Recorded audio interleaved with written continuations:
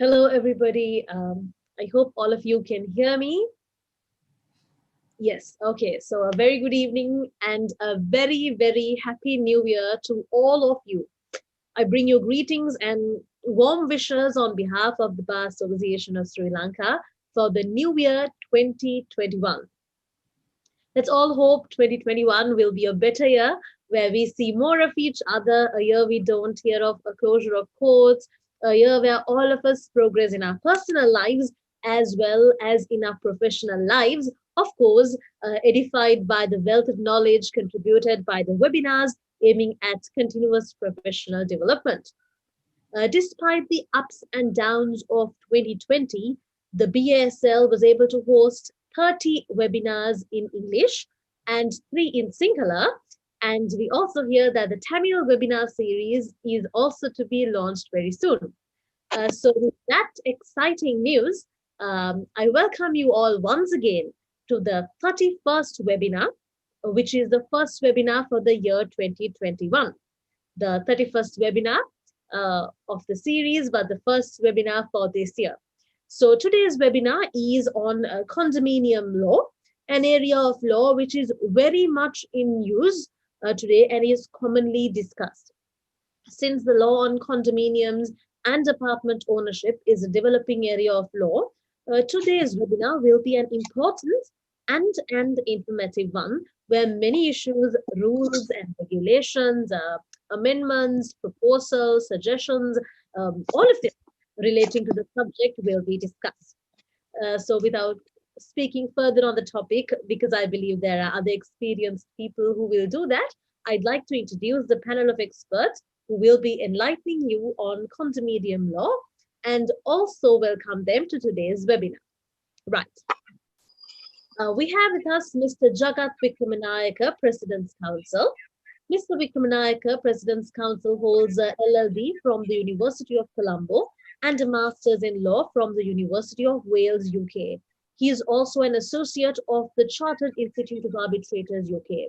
He has a practice of 23 years in civil law.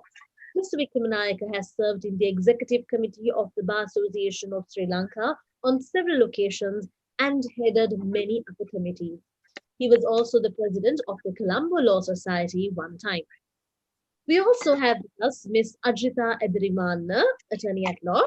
She has an LLB from the University of Colombo, a master's degree in law and business from Bucerius, Germany, and a diploma in international trade law and practice from the University of Colombo. She has over 35 years of experience in commercial and real estate law. She was a visiting lecturer and an examiner in conveyancing at the Sri Lanka Law College and has been a guest lecturer at many other institutes and has presented papers at several seminars and conferences. She was a former vice president and secretary of the Corporate Lawyers Association, convener of the National Law Conference 2001, member of the Construction Industry Sector Committee of the OPA, member of the Disciplinary Committee of the BASL, and a member of the Advisory Committee appointed by the Ministry of Justice to amend the apartment ownership law. She has also authored a book titled Understanding the Concepts of Condominiums. I would also like to welcome and introduce Mr. Kapila Gamage, attorney at law. He has been the chairman of the Condominium Management Authority, and under this position, he introduced the concept of preliminary planning clearance and headed the Provisional Committee to amend the Apartment Ownership Act and completed the draft amendment.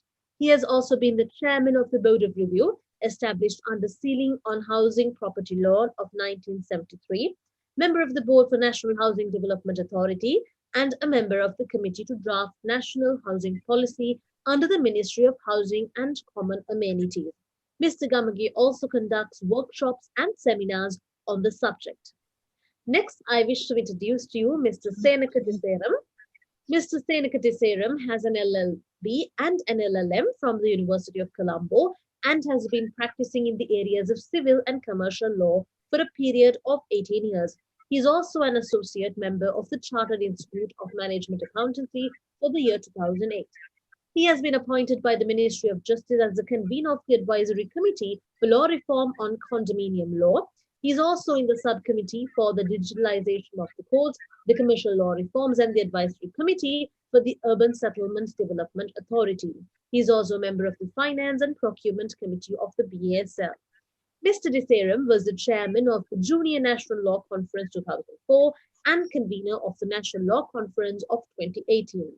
He is a member of the Election Committee of the National Sports Body for Rowing in Sri Lanka and a National Selector for Rowing. Mr. Desaram also conducts lectures on many topics at various forums. Now let me introduce to you the moderator of the day, Ms. Nirodha Kalansurya.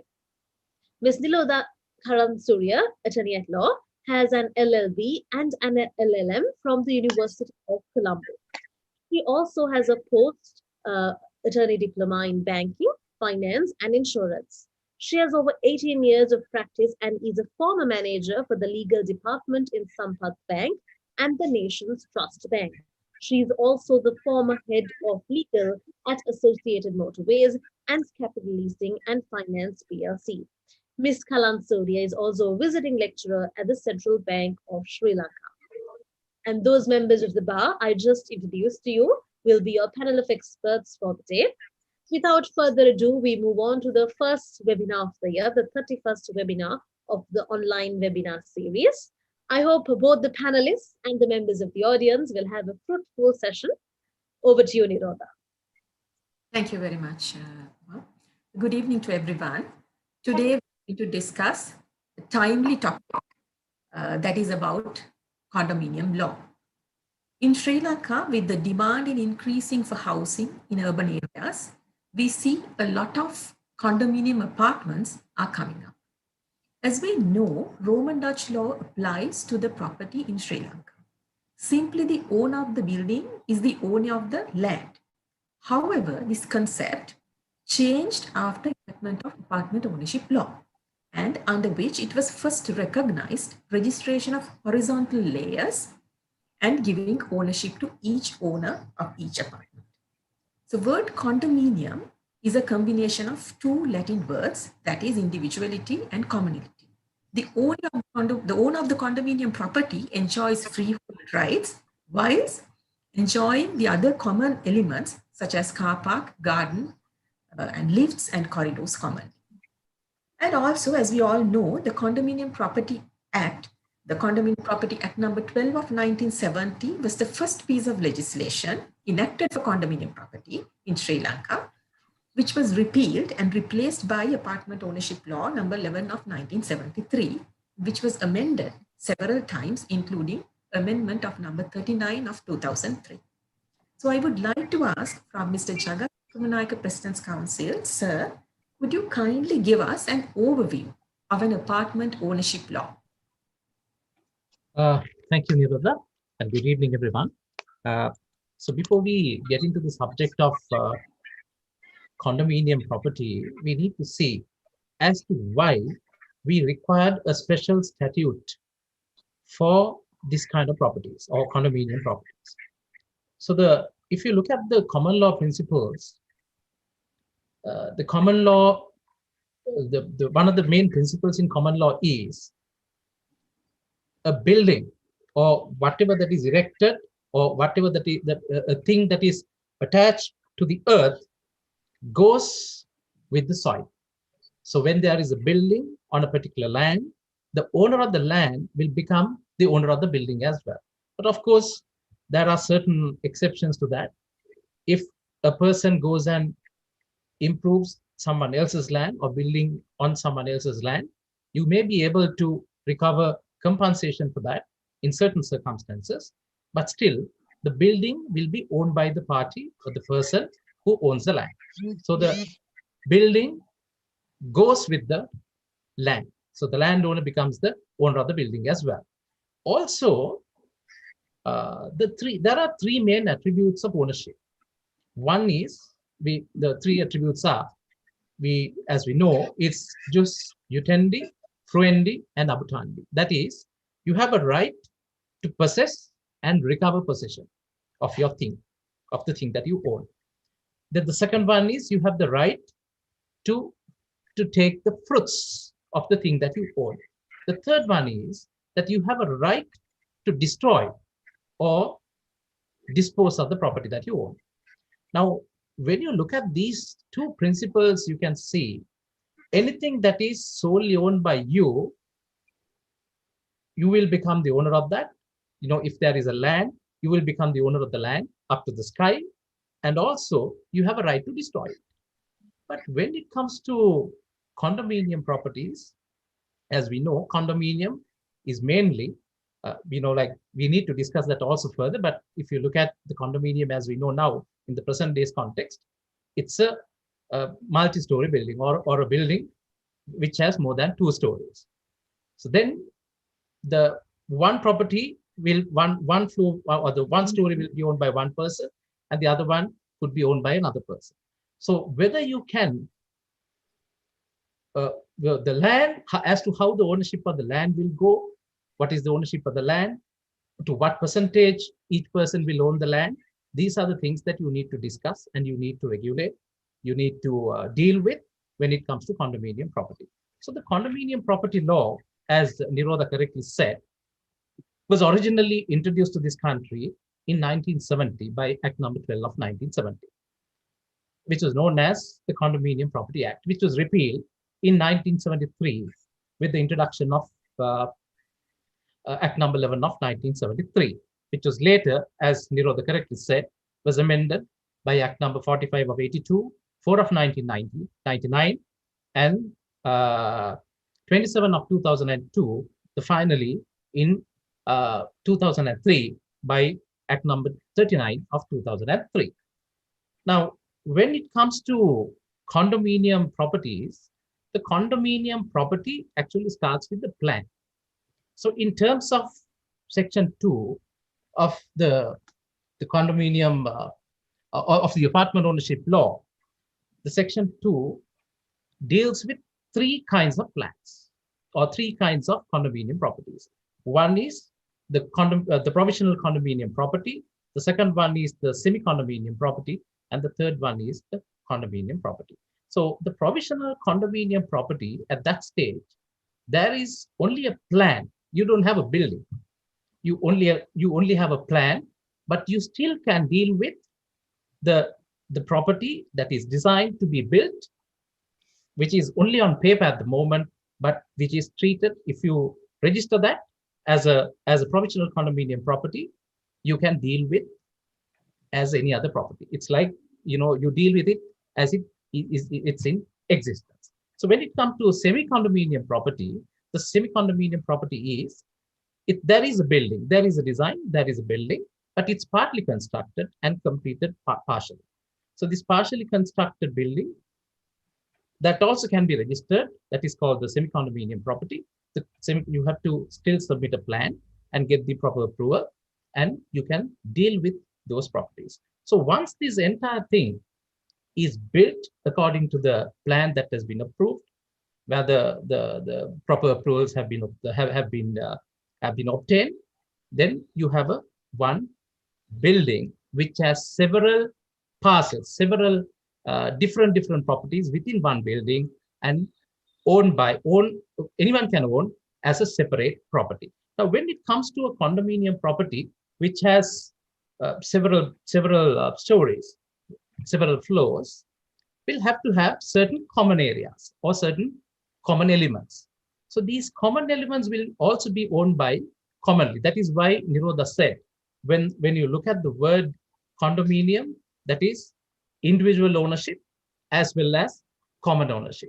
So the individual ownership and the common ownership both come together in a condominium property, because you have individually owned parcels, also commonly owned elements.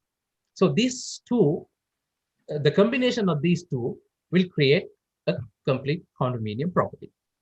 So now, when you look at this kind of a building, it's not like a building owned by one particular person where you can do anything you want with that particular building.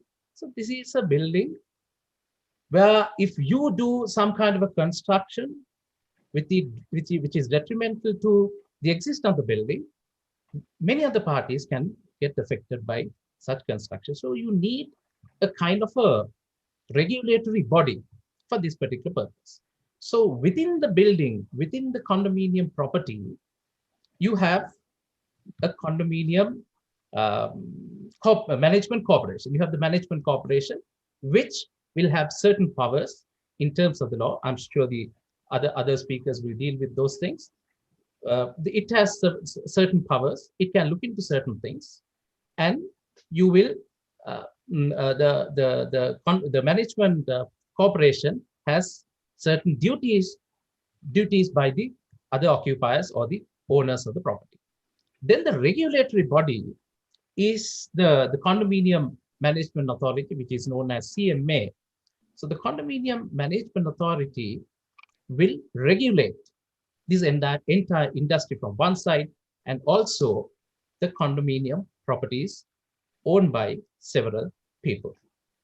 So this is how the entire law of condominium property has been established in our country and which is in operation. But when you look at these two laws, you can see there are a lot of shortcomings. That is why, as Nirodha said, I think all these speakers are serving on that committee. A committee has been appointed now to look into those shortcomings and to introduce or amend or introduce new laws, depending on the requirement. Now, so that is how the law is, and that is what the condominium, how the condominium properties are. But what is a condominium property has not been properly defined in any of these laws. But the original act, that is the act number, the Common Amenities Board Act in 1973, Act number 10 of 1973, it has a definition which was removed by the amendment in 2003. In that, it says the condominium property means a property comprising land with a building or buildings or more than one story and having more than one independent unit of residential or non-residential accommodation. Now, this interpretation is not there in the current law. But instead, if you look at the Condominium Management Authority law, it says how the law of Condominium Management Authority will apply. In that section, that is section number 4, section 4 says, this law shall apply to any building or buildings having 2 or more stories on alienated land held as one land parcel capable of being subdivided into parcels. So it's about a one building which is capable of subdivided into parcels, and to any building or buildings having only one story on the same land capable of being subdivided into parcels. So when you look at the Condominium Management Authority law, it appears to be that it deals with a property which has several, it's a more than one story, and also a single story building, but still capable of being subdivided into separate land parcels. So this is the structure of the law, the basic things in relation to the condominium property law. Thank you, sir. Thank you very much. In 2003, amendment to apartment ownership law, this particular piece of legislation first time introduced registration of condominium properties that are yet to be built, which is called as provisional condominium property, which refers to a building of non-existent and seen only on paper and not in real sense. So, madam, many developers of condominium properties avoid the registration of provisional condominium plan, and instead of that, they directly enter into pre-sale contracts with prospective purchasers. Madam, why is it necessary to register a provisional condominium plan, and how will such registration benefits both the developer and prospective purchaser? Over to you, madam. Thank you, Nirodha. That's a very interesting question, because we see many developers going ahead without registering a provisional condominium plan. Now, in the Act number 39 of 2003, for the very first time, they introduced this provisional condominium registration, actually to enable the pre-sales of condominium units. As Jagat mentioned, provisional condominium registration is merely the registration of the condominium plan, and there are no units that one can see. It's just seen only on paper. But the importance of registering a provisional condominium plan is, as he mentioned, currently our law for immovable property is Roman Dutch law. So in terms of Roman Dutch law, whatever that is constructed on the land goes to the owner of the land. Now, supposing we just have a building, and as developers presently do, just issue sketches of the units. Now, I would like to, people will wonder where is the subject matter? Where are the boundaries? Right? So this then becomes a pre-sale contract without a subject matter, and which can be avoided. Actually, up to now, I haven't heard or come across anybody going to court and trying to get a pre-sale contract avoided. But there's a strong possibility to do that. Now, for developers, for the benefit of developers, actually registering a provisional condominium property will address that issue. Because when you register a provisional condominium property at the land registry, separate folios are created because you are registering the provisional condominium plan, which gives the boundaries and the entire unit is described. And then separate folios are opened at the land registry. And if you register under the Title Registration Act, a provisional condominium title is given. So you see there is a subject matter. So this actually benefits developers, but I really don't know why they have not appreciated that point. Now, when you look at the benefits for prospective purchasers, the most important benefit that I see is the fact that when a provisional condominium property is registered under the Condominium Management Authority Act, that is the CMA Act number 24 of 2003, it's very clearly mentioned in section 9C that the Condominium Management Authority has the right to monitor the progress of provisional condominium properties. I do not know to what extent this has been implemented, but the law says very clearly the ambit of the Condominium Management Authority takes into consideration provisional condominium properties. So, and the developer in terms of section 9C has to file quarterly progress reports. First of all, in the provisional condominium plan, when you register, you have to indicate the value, the cost of construction, and how much of money that is going to be raised for construction, and whether there is a financial institution which guarantees the total construction. So all those things are necessary when you register a provisional condominium plan. So when the plan is registered and a copy is there in the custody of the Condominium Management Authority, they can check in terms of section 9C, when the quarterly progress reports are submitted, whether the construction is going according to plan.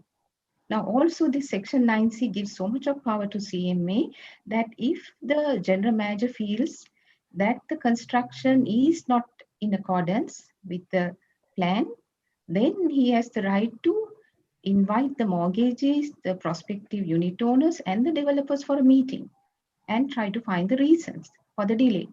And if he's not satisfied, this is very important, if he's not satisfied, he can give an order to the mortgagee to enforce the mortgage and to settle all those people who had paid their advances.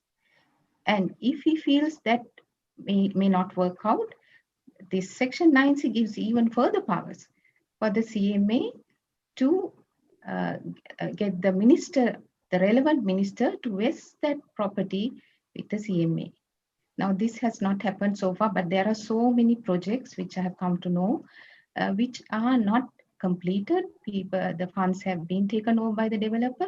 But here, the reason, actually now I believe people can see when a provisional condominium property is registered, it gets called to the ambit of the powers of the Condominium Management Authority.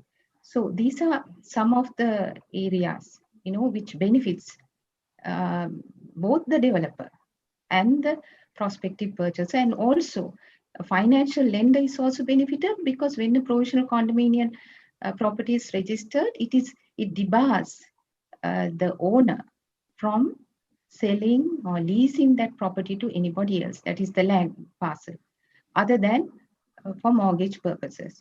So actually, when they took into consideration and introduced this concept of provisional condominium property, all these three elements, benefits were taken into consideration.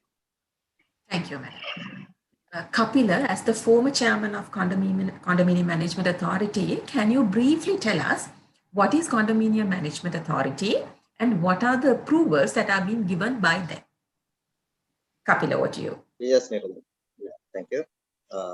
This Condominium Management Authority is formerly known as Common Amenities Board.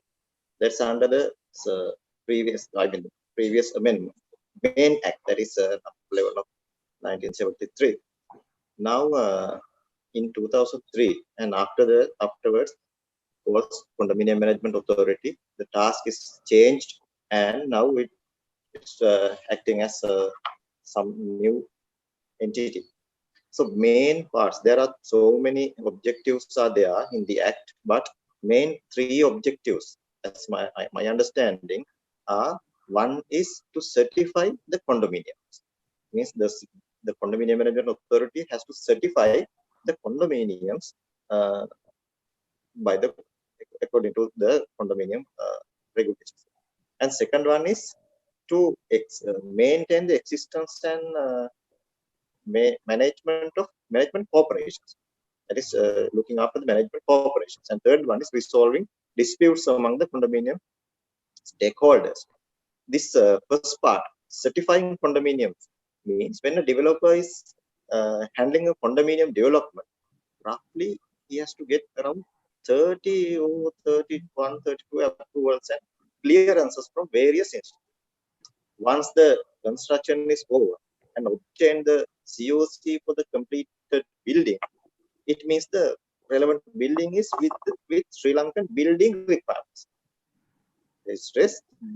Once you get the COC, that means the building is according to the building requirements of Sri Lanka. So, but this building must have condominium requirements too. In other words, condominium features.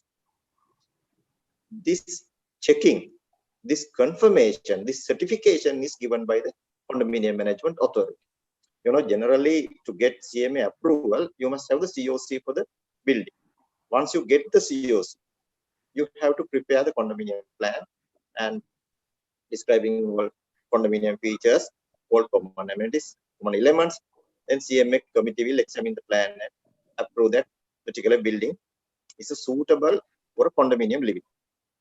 Now, this is only after that you are eligible to get the condominium certificate and the condominium property fulfill the requirements to get registered. That is to prepare the condominium deed of declaration and register with land registry. This explanation is general one, which applies to a final condominium approval. That means once you done the project and you are trying to get the condominium approval. But there are two other ways, as President Sponsor Mr. Vikramanayaka said. There are two other ways also. That is, one is you can ask for a semi-condominium approval. You have to get the COC for the completed part. Now, for example, the properties consist of 50 parcels and only 20 are completed. Then you can get the COC for that completed 20 parcels and ask for the condominium approval only for that completed 20 parcels. Then CMA will issue a semi-condominium certificate and you can prepare and register a semi-condominium deed of declaration. Same as the condominium provisional declaration. In that scenario also, so provisional approval, you need to have a COC since the construction are still on cards. You need to submit the approved building plan and provisional condominium plan for consideration. Once you obtain the provisional condominium approval, you can register the property as a provisional condominium deed of declaration. So these are the three stages of registering condominium property. All these registration process is done by Condominium Management Authority. That is the first main part. That means accordingly approvals given by the CMA under this certification of final condominium approval, semi-condominium approval and provisional condominium approval. But before issuing all these approvals, CMA is doing another thing. That is, CMA issue a preliminary planning clearance. It's not certificate or anything, but it's only a guiding document to the process. To get this preliminary planning clearance, any developer has to submit UDA clearance, building plan signed by the architect, deed of the land where the building to be constructed, and the relevant survey plan. With those 4 documents, any developer can ask for the condominium preliminary planning clearance, that guidance documents. So developer need to submit this preliminary planning clearance from the CMA to get the building plan approval from the UDA as a condition. So without this preliminary planning clearance, you can't get the building plan approval. The other part is maintaining management corporation. That is, management corporation is a body which automatically get established. I mean, once you register the condominium deed of declaration as a semi-declaration or final declaration, then once the management corporation is automatically established. Once it's established, CMA has the responsibility to form the council. That means the council of the management corporation within 6 months of the date of registration of the such declaration. CMA is not only forming the council of management corporation, but also to maintain the existence of that management corporation too. CMA is maintaining a register of management corporation and remind them to have their AGMs regularly, attend to concerns of the residents, advise on proper management of the maintenance and sinking fund, and so many things. Further, the management corporations cannot utilize the sinking fund without the consent and supervision of the CMA. The other part is the CMA supervise the sinking fund also. Resolving dispute is, I think I have some the other time to explain this. Thank you, Kapil. Yes. Seneka, could you kindly tell us as to what a developer should focus on when he wants to develop an apartment? Thank you, Nirodha, for the invitation. I'd like to thank the Bar Association also for the invitation. Since you are running short on time, I will just deal with the points quickly. First thing is, as a developer, you will have to sort out your land. There are 2 ways of doing it. Either you purchase your land, or sometimes you enter into agreement with another person where you will build the building on somebody's land, and she or he will ultimately transfer the properties to the ultimate purchaser. So whatever method you have, it is your responsibility to make sure that the land that you are going to build this property on is secure, the title is good, and so on and so forth. So for that purpose, you will need to get the assistance of a lawyer. You will have to backtrack how many years of ownership the owner has, and so on and so forth. So the main thing is make sure your land is secure before you start any work on any property. Secondly, I think you should get all your approvals in hand. As Kapila informed, there are about 30 sorts of approvals and clearances to get. It's not an easy task. And before you start any work, it is advisable for you to get these clearances, because as you know, our country is such that we all have to admit to the fact that when it comes to getting any approvals from government entities, we have problems. And your bargaining strength is at the highest when you have not started your construction. Don't go to start your construction and expect to get approvals. You will have enough and more problems, because they know then that you are stuck and you are at their mercy. Moment you're at the mercy of a government entity, some officials, I won't say all, but some officials are corrupt, and they will use corrupt practices to extort money from you, and ultimately your project will get delayed. So it's always advisable to get all your approvals before you start construction, so that you can start construction without any hindrance, and you don't need to be subject to the torture of these extortionists who are sometimes they are in government entities. Then the other issues that you'll have to think is you'll have to enter into proper agreements. So for example, as I told you earlier, if it's a land that you're building on somebody else's land, you'll have to enter into proper agreements with that person. Then you'll have to enter into agreements with the contractor who is building the land, or if you are the builder, you'll have to enter into subcontracts with suppliers. and you will have to ultimately enter into an agreement with the people who are going to purchase these properties. That is called an agreement to sell. So all these agreements need to be negotiated, need to be thought out. Force merger clauses, I think nobody thought 2020 will have a situation where you have a pandemic. So, I mean, no work was done. I mean, it was, I think most of the people that we deal with, it was a horrible situation. I mean, from March, they had no staff coming to their sites to work. And on the other hand, you had to pay your bank loans. You have to make sure you keep to the time frames of the agreement to sell to hand over these apartments to the ultimate purchasers. So these are good eye openers. You have to have proper agreements, proper clauses, and all this I don't think can be done without the help of a lawyer. Seek good advice, and I think these can be looked into. Another thing that a developer should do is don't end up like starting a project on a site without consulting your neighbors. I see most of these developers, good developers, they have a good rapport with their neighbors. They go and have a chat and they say what they are going to do. But you get a few, like how the Portuguese ended up on the shores of Sri Lanka and like thought that it was theirs.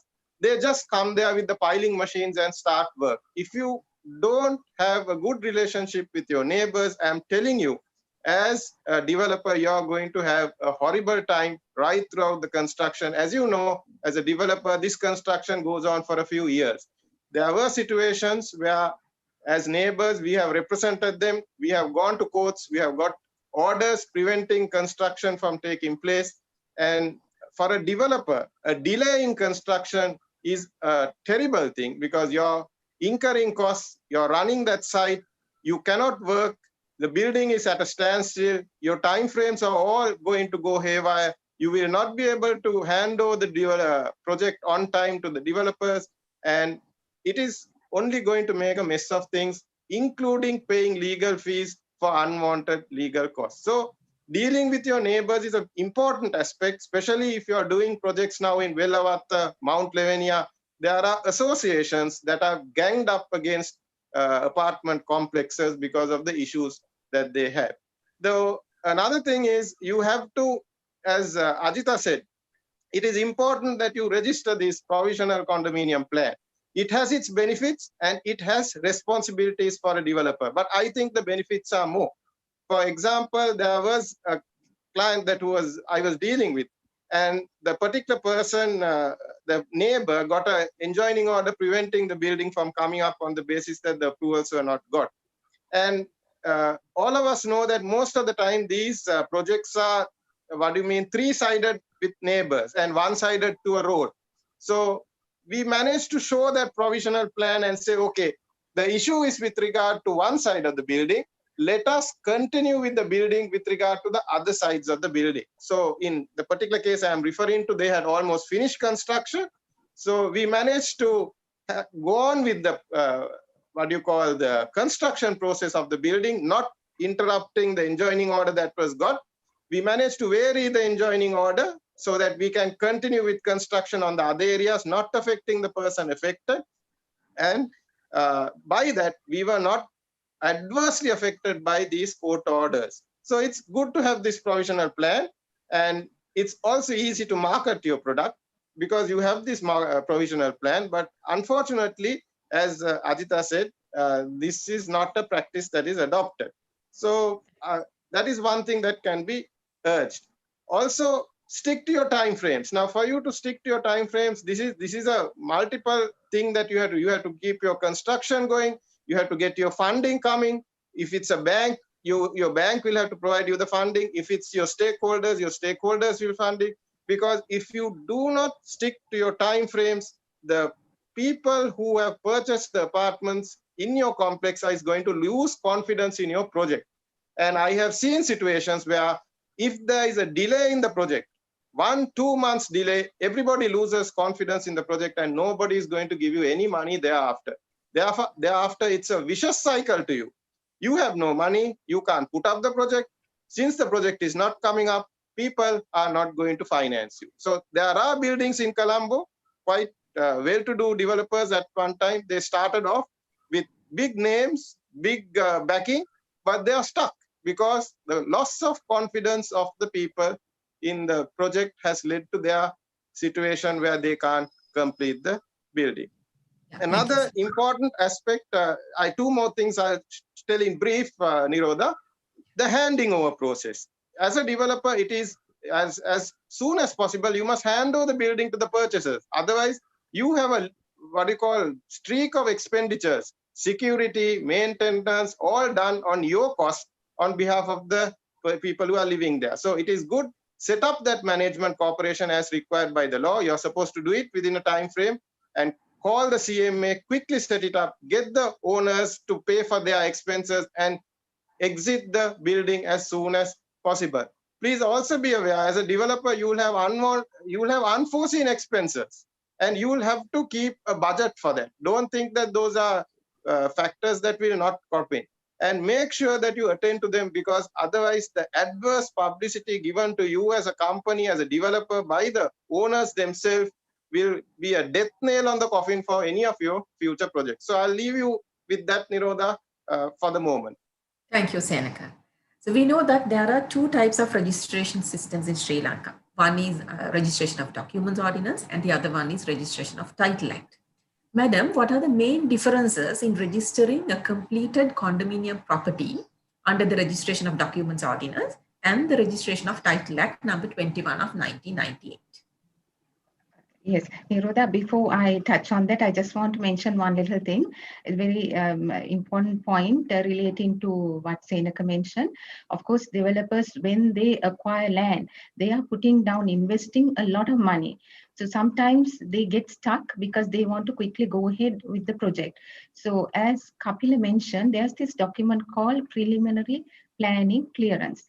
Now, to get the PPC is just merely a guidance document, and it indicates what type of clearances and approvals are necessary. So if the purchaser, the developer, prior to purchasing the land, under the owner of the land, request a PPC from the UDA or the relevant authority, then the developer will get to know whether going ahead with the project is feasible, financially liable or not, because rather than putting in a huge chunk of money, taking over the land, and thereafter realizing you can't go ahead with the construction because, for example, like if the project is close to the seashore, you need to get a certificate from the Coast Conservation Authority that the building will be within beyond 300 square meters. So like that, there are various certificates. So if you go ahead and get the PPC, which is merely a guidance, not approval for the construction, then under the landowner's name, he can decide whether he wants to go ahead with the purchase or not. So that is just one point. Now going back to your question as to why the method of registering deed of declaration under the registration of documents ordinance and the title registration act. Now, under the registration of documents ordinance, the owner of the land has to submit a deed of declaration. Annexing to that, the completed condominium plan. We are talking about a completed condominium property, and a series of other documents. Some of these are, of course, the certificate from a structural engineer or a civil engineer indicating the building has been constructed in accordance with the plan. Then the consent of the mortgagees. If money had been raised for construction, then a schedule has to be annexed indicating so much of money, the mortgage loan is secured against these units. So the portion that is secured against the units has to be mentioned.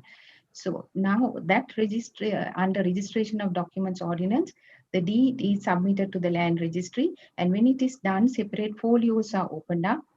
And on the deed of declaration, once it's registered and handed back to the owner, all the relevant folio numbers are indicated. But under the Title Registration Act, the same deed of declaration along with the condominium plan and the other documents are submitted. But it is, as we all know, title registration is filing of forms. Now for the form which needs to be filed for registering a condominium property is form number 21. So the notary who attends to this transaction has to fill up form number 21, annex all these documents and submit to the relevant title registry. And thereafter, when the title registrar gets it, first of all, the title registrar will refer it back to the surveyor's department to check whether the cadastral maps, which are corresponding to each of the units, because title registration is the registration of a particular cadastral map. Now, when the surveyor's department approves the condominium plan and the cadastral maps, it's sent back to the registrar, and the registrar opens a separate title register for each unit and issues separate title certificates. So now the difference between registering a condominium plan under the Registration of Documents Ordinance and the Title Registration Act is the latter gives a much more perfect title, because that cadastral map has been confirmed by the Surveyor General. Whereas not that I would say that the condominium unit plan may not be correct, but here we get a much more confirmed cadastral map for each unit. And also the other important point is the cadastral map as well as the ownership certificate is a prima facie confirmation of the ownership and the fact of the cadastral map. So there is the systems are both looks similar, but I would say title registration conveys a far more perfect title to a condominium unit, but the title registration applies only to various, I mean, not to the entire country, only where title registries have been opened up. Thank you. Kapila, from the point of CMA, Condominium Management Authority, could you tell us what are the practical elements that a financier should focus on when he grants a loan by keeping a condominium property as a collateral? Yes, yeah, it's a very important question actually. Now, some banks have mortgage condominium parcels which are not properly vested with the mortgage also. So, I think I don't know what's the proper reason, but there are so many issues there. Now, for example, as I said, not properly vested title, if it is mortgage, then if the bank is accepted, then there's a big issue. This happens in two ways.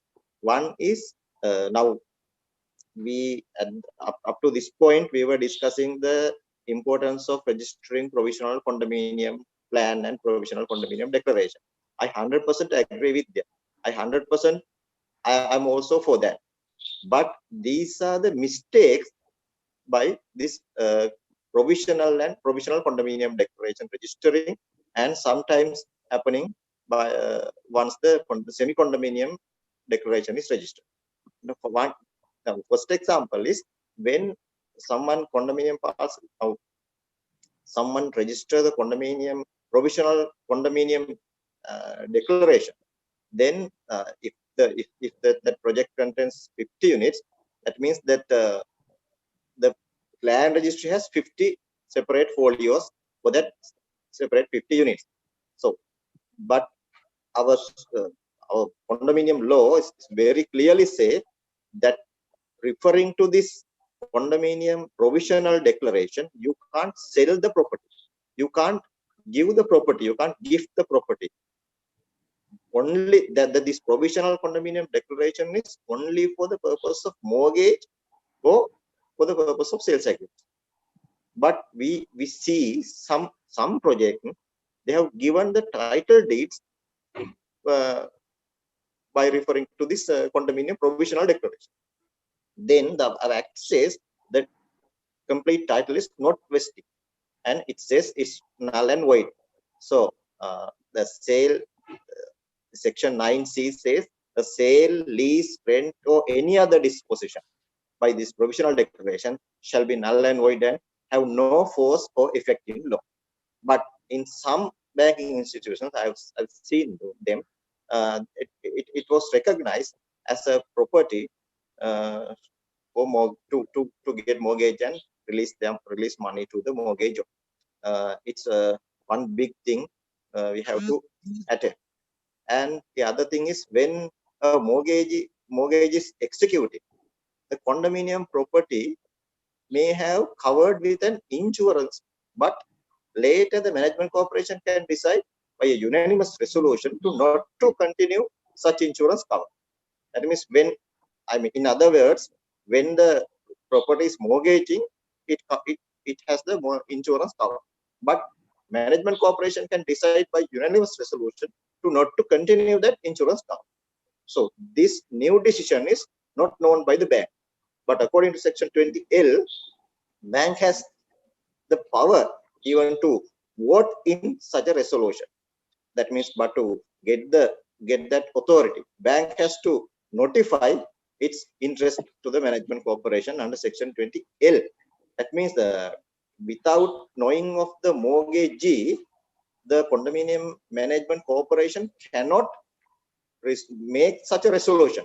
But I don't know whether these banking institutions are attending to these management corporation meetings, or they are having knowledge about these resolutions which management corporation passes. That I don't know. I think there's a lack of communication there. And Thank the you. other thing is one other thing, different type of changes to the condominium plan also to be informed to the mortgagee. There are plans called plan of amendment, plan of redivision, plan of amalgamation, and plan of addition. That four type of plans can be introduced to the existing plan, but by these introductions, the nature of the property and sometimes even the share value also get changed. So that these banking institutions must have very good idea and very good communication with management corporation regarding the property which mortgaged. Thank you, Kapila. Seneka, apart from what Kapil has said, what are the fundamental things that a financier should pay attention when he grants a loan? Nirodha, you being a banker yourself, you must be familiar with these things. I think the first thing is you have to, as a legal officer, make sure you must have a mindset that this is not a normal facility. This is not the situation where you take the mortgage bond and forget about the facility. It is not like that. You have to be extremely careful when if you're the legal officer handling a file for a condominium management, condominium property, that certain things are included. For example, if you are doing a provisional condominium plan, semi-condominium plan, or the condominium plan, there are requirements of where the finances details are to be included. Applications for registration for those plans where the finances require to be included. So don't think as a banker your obligations end with the mortgage. This is the root cause of the problem, Nirodha, when it comes to banks. They give the mortgage on the original land, not on the condominium property, and they go to sleep. When the facility goes into default, they have 101 issues, and then they can't deal with the issues because they have basically slept on this facility. So the main thing is you have to watch this progress happening. And don't think that when you give this facility to a condominium property, that your duty ends with the mortgage and the money being lent. You have to continuously monitor this progress. It is not like a normal housing loan where you will go there, look at the progress and release the loan in stages. You have to make sure that the developer complies with all the plans and regulations. That is because in the event the developer defaults, you have a right. Most of these properties will be above 5 million rupees.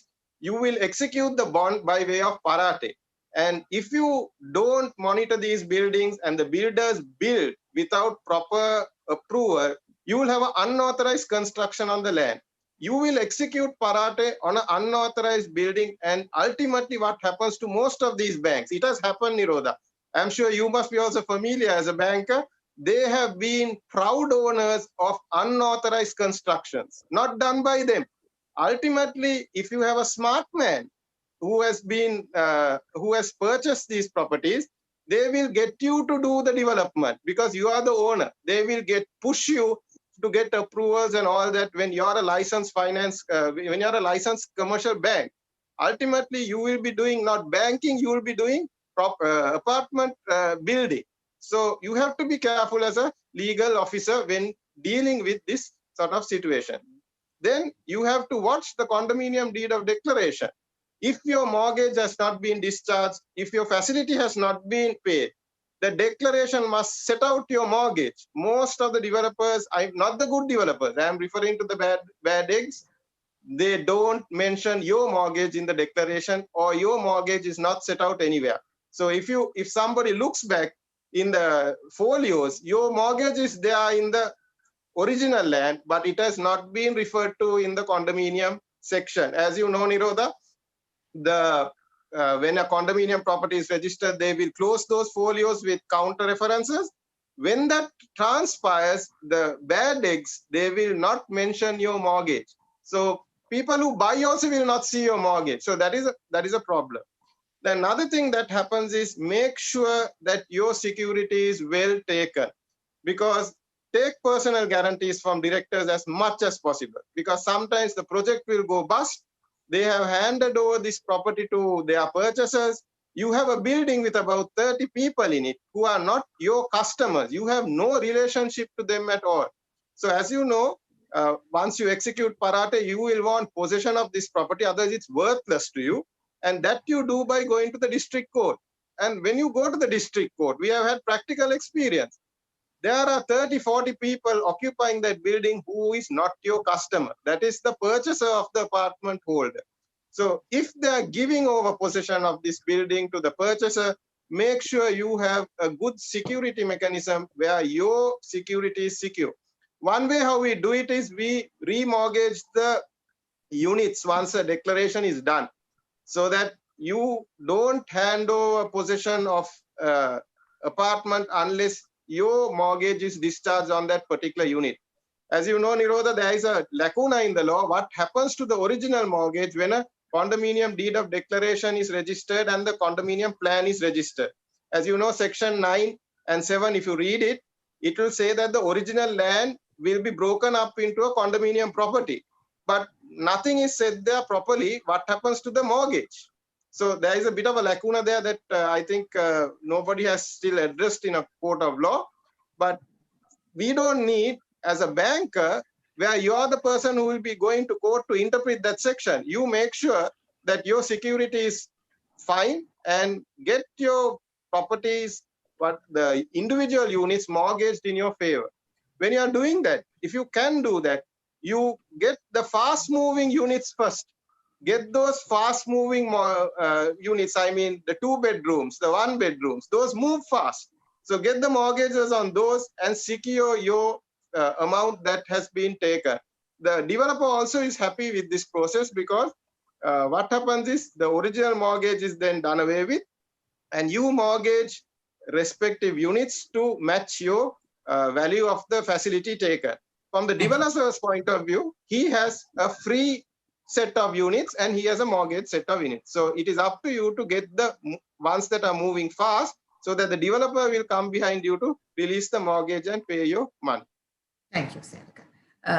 Sir, Jagat Vikramanayake, sir, in Singapore, developers shall take license if they construct more than 4 units, and if they sell units without license, a fine will be imposed and there will be a suspension of work. Sir, what are the fines and punishments that are available in Sri Lanka under the law if stakeholders do not comply with the law? Due to the time constraint, can you kindly briefly tell us what are the? Yeah. If I briefly deal with the question that you posed to me, if you look at apartment ownership law, the section 21 defines what would constitute an offense. What it says is, if anyone contravenes the law, the particular law, and any regulations made thereunder, they are committing an offense.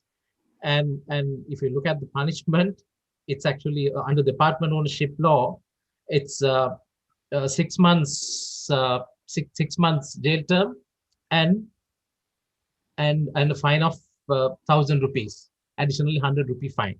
So if the similar section is there, section 25 of the Condominium Management Authority law, where it says that if you contravene the law, the fine is 10,000 rupees and the jail term is 1 year. But if you look at the apartment ownership law, there are certain time frames within which you have to register. Now, if the sale or agreement to sell has been executed prior to the construction of the building, then you have a period of 18 months from the date of the first sale or the first agreement to sell to complete the building and apply for the registration. Or if the completion of the building, after the completion of the building within 3 months. So that is what it says about the agreements that have been entered into prior to the construction of the building. But after the construction of the building, you have to do that within 6 months from the date of the completion. So if you contravene these things, there is a fine, but there's no jail term. There is a specific fine of 50,000 rupees, and each additional day 1,000 rupees. So these are the punishments. I think we need to revisit these laws. The offenses will have to be defined properly. That is why all these developers, as Senaka correctly said, having taken money from people, they just vanish all of a sudden. So that kind of things will have to be addressed in the laws to be introduced in the future. Thank you, sir. Madam, sometimes developers insist that their version of deed of transfer with contractual clauses should be used when the unit is transferred and draft deed of transfer is incorporated in the sales agreement. Is this correct, madam? And what are your views of this type of transactions? Okay. Yes, Nirodha, that's actually happening now. There are some major developers who, in the sales agreement, they also attach as an annexure a draft deed of transfer. And in that draft deed of transfer, there are various clauses. Now, as we all know, a deed of transfer is an instrument to transfer title. And the vendor gives 3 important covenants. That is, that the vendor has good title to the property. The vendor has the power to transfer the unit. Vendor gives quiet possession, and that there are no encumbrances. Now, this deed of transfer is merely an instrument to transfer title. But if, as what we see happening now, if they include contractual terms, right? But they want is sometimes there are clauses saying so many things that the purchaser should not do. Now, if the deed of transfer is only executed, signed by the vendor, how can those clauses be implemented? Okay, so you can't have a deed of transfer as a contractual document. If they include these clauses, then this is contrary to the conveyancing practice. Now, one may wonder as to why the developers are prompted to do this. Developers are doing this actually because there are instances where unit owners act in such a way which goes against the interest of the condominium property. But then to address that issue, there is another instrument that they can use. That is, when the condominium property is registered, as Kapila said, upon registration, automatically a statutory body called a management corporation comes into existence. So what the developer can do is, that is, if the developer has control over the management corporation, execute a deed of mutual covenants between the management corporation and the prospective purchasers. And in that document, all those terms and conditions can be included. So there is no need to include all kinds of clauses in a deed of transfer. It should be a perfect deed of transfer. And the other thing is, sometimes developers get their own lawyers to attend to deeds of transfer. Now, anybody would, as a lawyer, would know that it is unethical.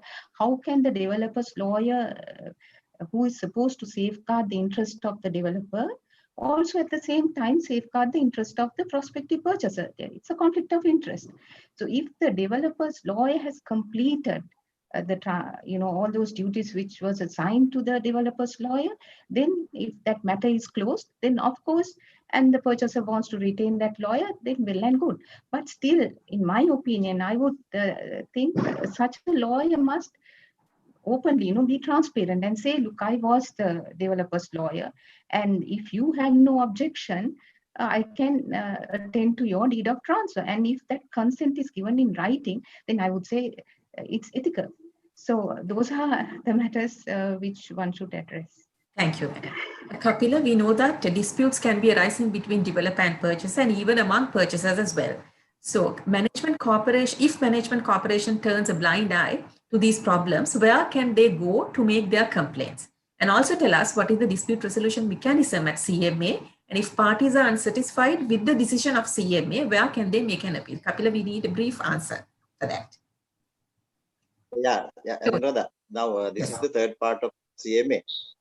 Now, Yes. first, I'll explain the dispute resolution mechanism of CMA. Upon receiving a complaint from a person or bodies mentioned in section 6M or section 16, there are so many, there are lists.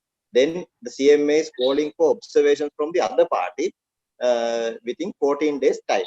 So commencement of inquiry inter parte or ex parte, if the other party not responding, it's ex parte. After that 14 days time, the inquiry is commenced. So observations of the inquiring officer after the inquiry, I mean after the inquiry, I mean they will call for the witnesses and they will call for, finally they will call for written submissions.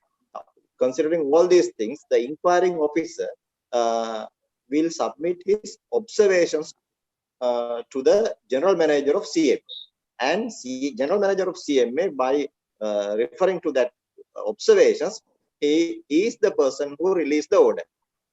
That is the mechanism of CMA inquiry. This order can appeal to the Court of Appeal, but CMA now roughly handles nearly 80, 75 type that amount of cases per year.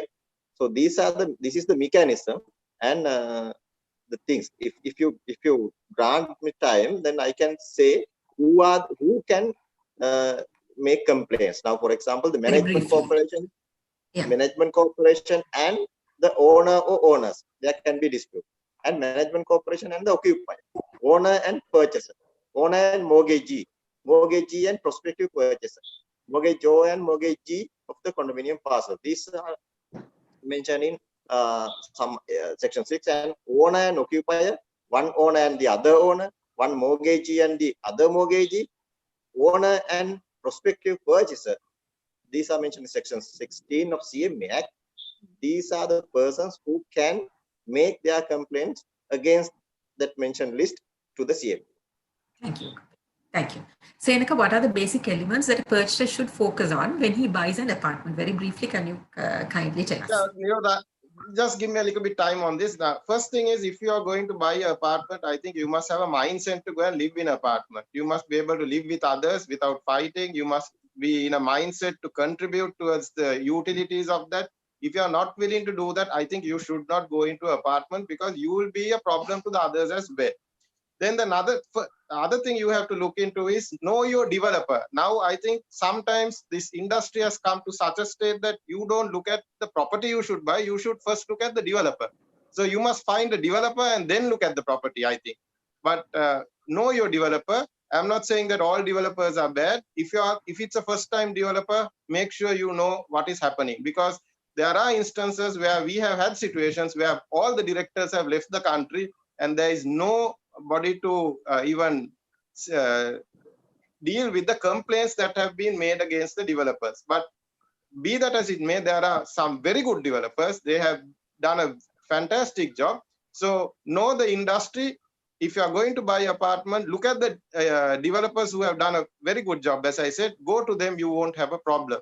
The other thing is, straight away you have to look at these plans and the provisional plan if it is there, because what is there on the brochure is not what you will ultimately get. Sometimes they might tell you that you will get a rooftop garden for yourself, but that is not there in the plan. So for that, I personally feel you can't understand those documents by yourself. You will have to seek the advice of a lawyer, and the lawyer who is competent to understand those plans. So he will tell you what you are getting with your apartment, how many car parks are you getting, is it a common car park, is it something that is attached to your apartment so that you will have permanent occupancy of that car park for yourself, things like that.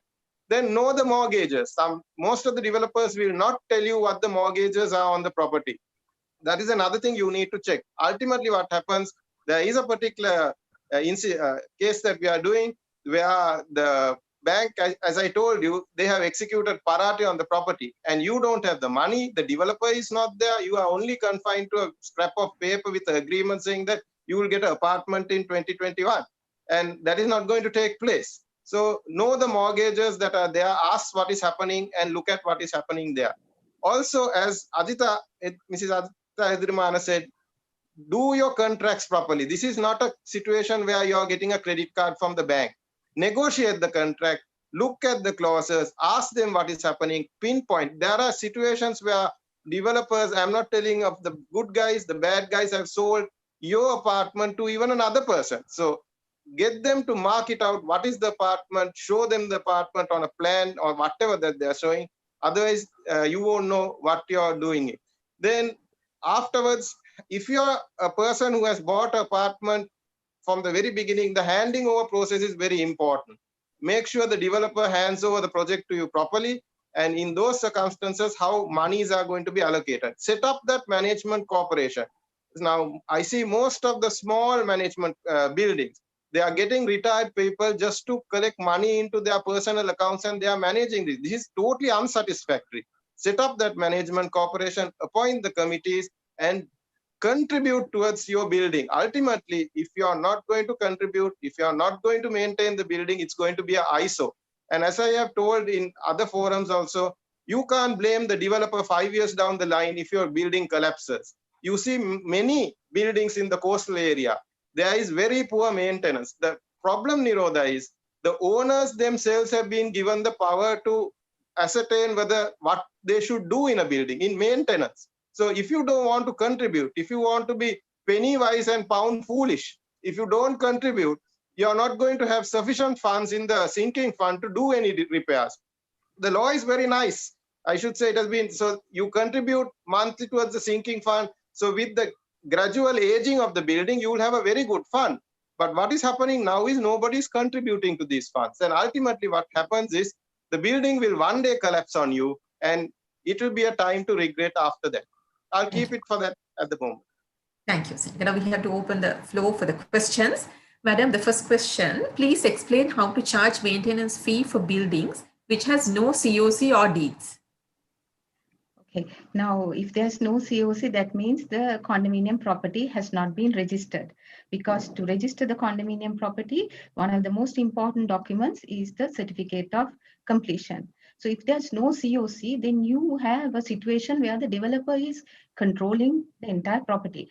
Now, going back to the beginning of this webinar, where Jagat said that a building which is constructed on the land belongs to the owner of the land. So it's a developer who's in control. Now, this is where actually at the very beginning, I mentioned provisional condominium property registration. Now, in such a situation, we see that the money has not come in to the management fund. So if the provisional condominium property was registered, and then if on the by periodically checking whether the progress was okay, the CMA general manager could have taken a decision on this. But if this has not been provisionally registered as a provisional condominium property, there's a big risk. Now, who takes control? Who supervises? Who has the authority to do so? Condominium Management Authority, in terms of the powers, actually focuses on provisional condominium properties. Because at the time that they drafted this law, anything beyond provisional was not envisaged. So if this doesn't get caught to the controlling powers of the regulator, then it will be something which the unit owners themselves will have to do. But of course, I think the Condominium Management Authority in such instances allows or helps in the formation of associations. But one important point I need to say here is, even whether the condominium property is registered or not registered, there should be a budget. Without a budget indicating the estimated costs and the estimated revenue, it is not possible to allocate the service charge. So the association, unregistered or whatever, they must get together and prepare a budget. And then there is a thing called share value, which comes into play only when the condominium property is registered. That is the percentage of ownership over the common elements that's assigned to a unit. Now that is also not there if it is unregistered. But the association themselves will have to decide how to allocate the service charge, and that's the way to move forward. Thank you, Madam. Senaka, could you explain whether an owner of a condominium parcel may insure the property? Please explain having regard to insurable interest and practicality of obtaining a policy. Yes, now Nirodha, if you look at the act, there is a there are sections which compel you to insure these properties. So of course, this will have to be done maybe by the management corporations. But I know for a fact, other than good properties, this is not happening. So it is, as I told you, a very unfortunate situation what is happening in the industry now when it comes to smaller properties, where they are not insuring, they are not contributing management funds, and they are not maintaining the building. So it's going to be a problem. And I think we will in the near future see some disastrous consequences of this effects on smaller buildings. So I also want to tell that this insurance is also cast upon the owners. And as I told you earlier, if you get involved in a condominium complex where they are thrifty, where the owners are thrifty and they don't want to spend, you will not have an insurance because you will be in the minority and the majority will rule the complex and there will be no insurance. So though there is a duty cast upon to insure the building and the other areas of the property in terms of the law, this is, I know for a fact, in most buildings not taking place, and it's very unfortunate. Thank you, Senka. Thank you. Kapila, as a regulatory body, what is the contribution of CMA while the building is under construction? Is this currently practiced as a government authority, CMA? Yeah, as Ajita said, if it's registered under the provisional condominium approval, then the CMA has the responsibility to look into that and check the progress and attend to the difficult issues. But without that, I don't think just there are any provisions to check the building construction part. And the CMA discourages attorney holders of owners of Kapila. The CMA discourages attorney holders of owners of condominium units attending in the management corporation meetings. And no, it's in the act. Management corporation meetings they can attend and vote even. It says properly appointed. The word says properly appointed. But when that type of person is trying to get an office of the management corporation, then it's not allowed. But it's not clearly defined in the law. So we have to make that clearance, get that clearance from some as an opinion or something like that. Or when the act is going to amend that, that has to be resolved. But at this moment, by an attorney, he can attend and even vote.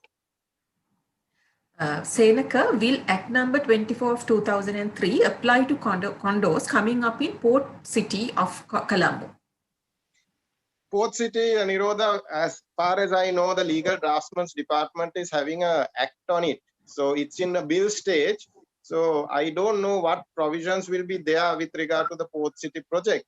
But however, whatever may it be, it's a property that is owned by the government of Sri Lanka. And I believe at the moment they are giving a leasehold right to that. So the basic law principles of mortgaging leasehold rights will most probably apply. But it will be interesting to see what this bill that is, I think, now being drafted will say about it. But I don't think the concepts of property will change. Thank you, Senator. Madam, what should an attorney be aware of when drafting or negotiating a deed of a condominium property? I believe this is in relation to a deed of transfer. Is it in respect of a deed of transfer? Not specified, madam. Maybe a sales agreement then, because maybe a sales.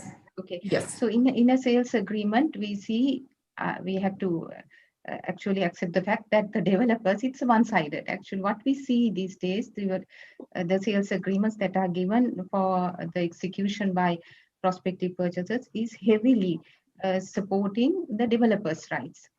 For example, I can tell you there are clauses which say the purchaser has accepted the title of the developer. Now, a person who enters into a development of a condominium property must be sure of his own title to the land. Why should the developer ask the purchaser to accept the title? I think that kind of clauses must be the lawyer representing the purchaser must not agree to such clauses. Then also the estimated completion date must be there. If there is no estimated completion date, the developer can go on with the construction for years and years. So that should be there. Then also the owner, the prospective purchaser's own lawyer must check the title, obviously, going back to 30 years. And earlier, Senaka mentioned sometimes in the folios way back on the mainland, there could be mortgages which have not been cancelled.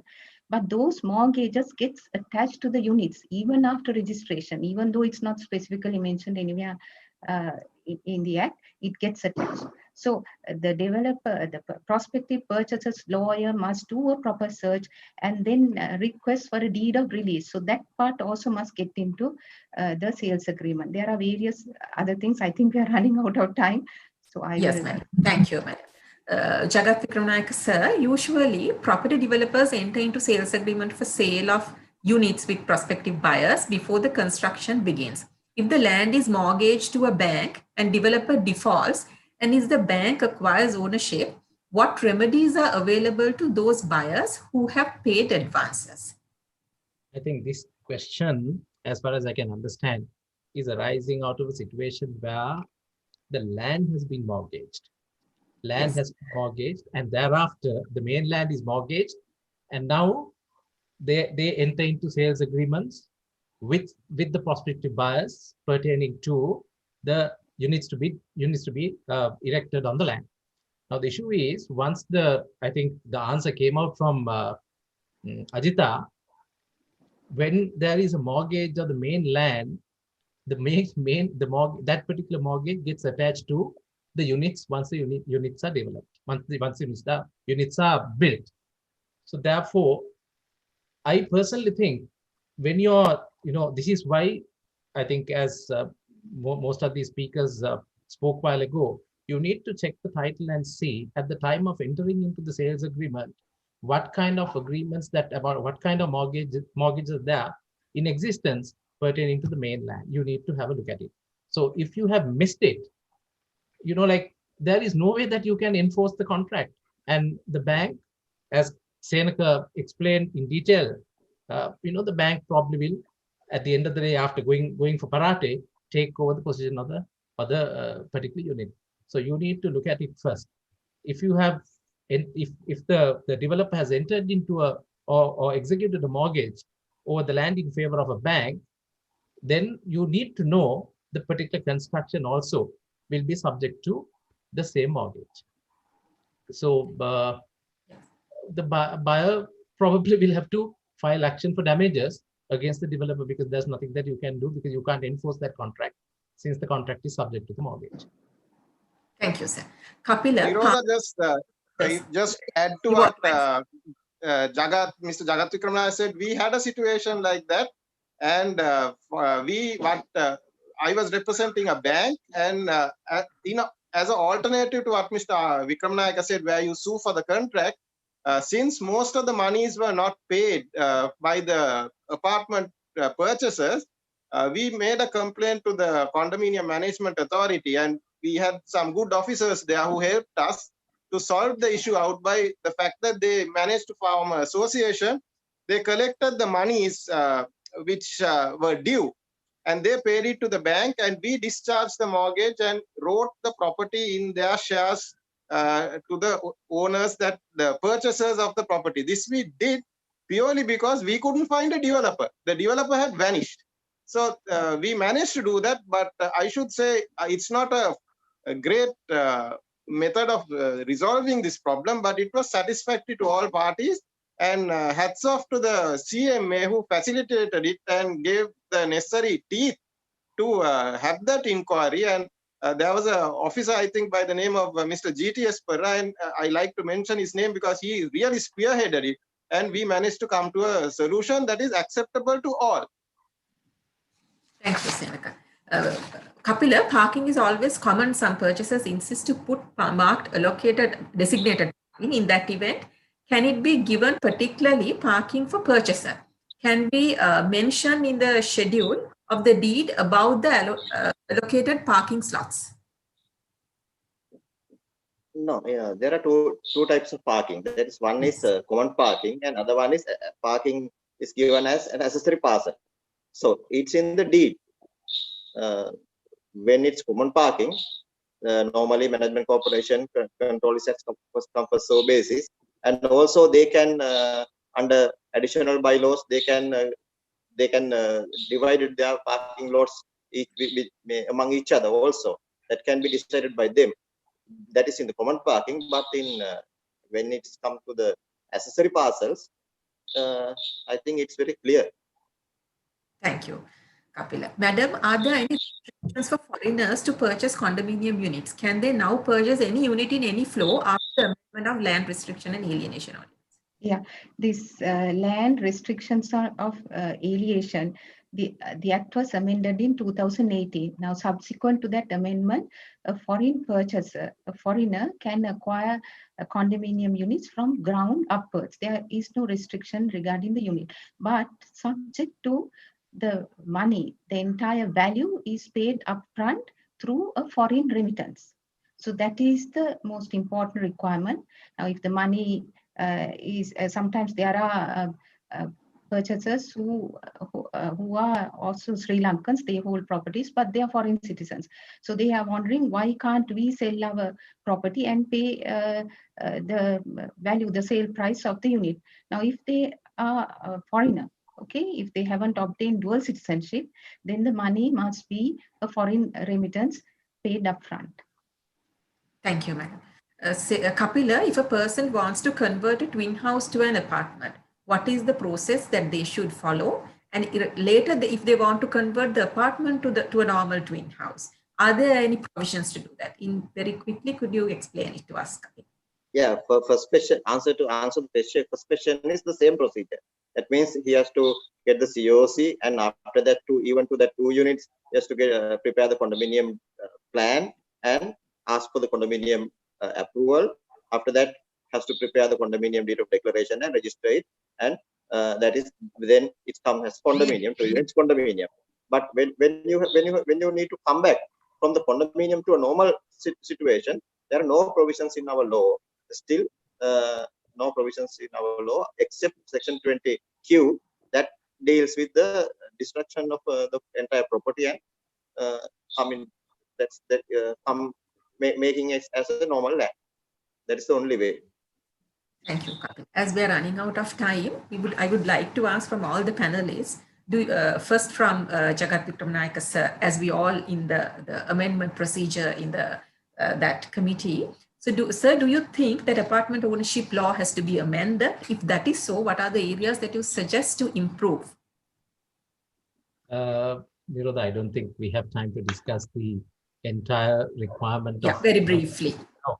But if you really look at it, now see, what elicited from what we discussed today, you can see that, the main problem, main issue most of the purchasers face is that the condominium property developer, having taken money, having collected money without discharging his obligation, without discharging his duties, he suddenly vanishes.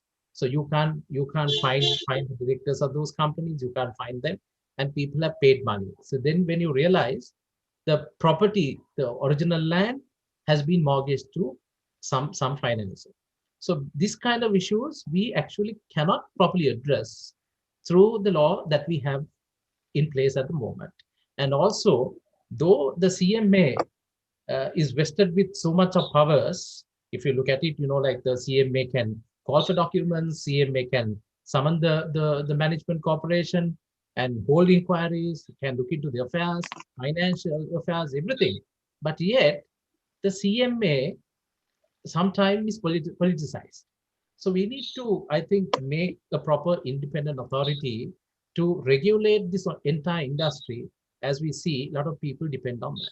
So there are a lot of issues in the current law which we need to amend. I think that is what we all are at the moment doing in the process. Thank you, madam. Over to you.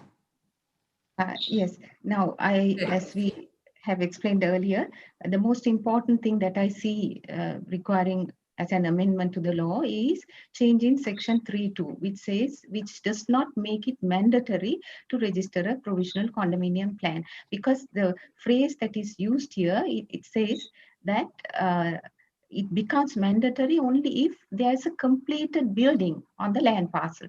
Now, when we talk about pre-sales, there is no completed building. So that section needs to be amended. making provisional condominium property registrations mandatory. One other thing, I think also the regulations must be amended so that pre-sales will be allowed only if there's a approved building plan and a building permit. So that's just two that I can mention right now to lack of time. Kapila, over to you. Yeah, Very my brief. also it's regarding I think escrow account should be introduced to the condominium industry, and also even if we can suggest that now the as the first schedule of the apartment ownership law, the management corporation constitution is there. If we can introduce a draft model of sales and purchase agreement also, that's better to avoid the unnecessary misunderstandings and unnecessary issues. And also there should be a back to normal procedure from the condominium status to normal status. The other thing is registering developers are also compulsory.